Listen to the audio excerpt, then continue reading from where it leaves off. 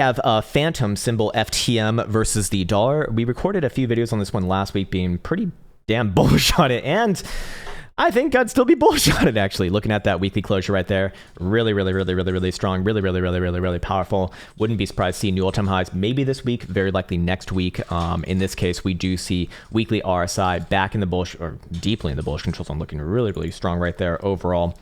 Let's actually go down to the daily right here, see where we're at.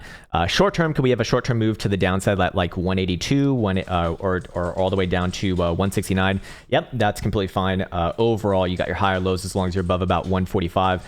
So looking good right there. Short-term time frames like a 4 hour just is a continuation of uptrend right here. In fact, this is a nice healthy consolidation. I look at this as flagging out, namely due to the BBWP coming down throughout that whole consolidation, now starting to pop back up. If momentum also does follow through on that, which right now they're not, but they are coming into bouncy areas for both the Jewel and 4 hour RSI, then I would be looking for this one to pop back up around your $2.25 to $2.30 high, and very likely go for that continuation phase that we were speaking about.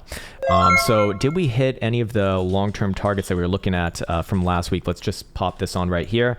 Yes, we did hit the 272.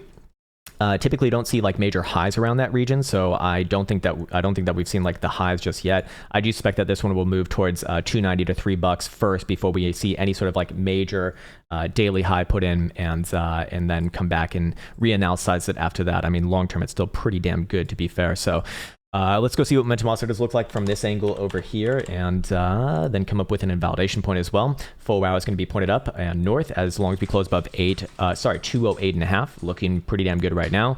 Dare I say, you're probably looking at the next higher low on the shorter term time frames. Daily is going to be pointed up above 236, 237 or so. So not necessarily convinced that it's ready to trend just yet to new all-time highs, and actually weekly will be pointed up with the closure above $2 by end of week. So looking pretty damn good on the whole. You know, I'd probably be looking for short-term upside right here. And then if you do start to close above, let's call it 228 specifically on a 4 hour, or just even take out these wick highs, I'd probably be looking for that continuation phase too. Well, in this case, probably looking at like 2.5 to 269 medium term, and then long term, you know, north of $3 or so. It looks good, man. So where'd my invalidation be on this? Depends what time frame you're kind of looking at, but you know, you got your higher lows as long as you're above 145, so that's not really helpful right there. I'd even go as I'd go as low as about 170 in this case for the daily. If you're looking at a 4 hour time frame, well, we already got the ranges set in right there, but short-term time frames would suggest a base at about 185 to 180 or so. Overall, though, pretty damn good chart, one of the best that we have seen in the past week here, and I'd still remain with long-term goodness on this as long as those conditions are met. Hopefully that was helpful.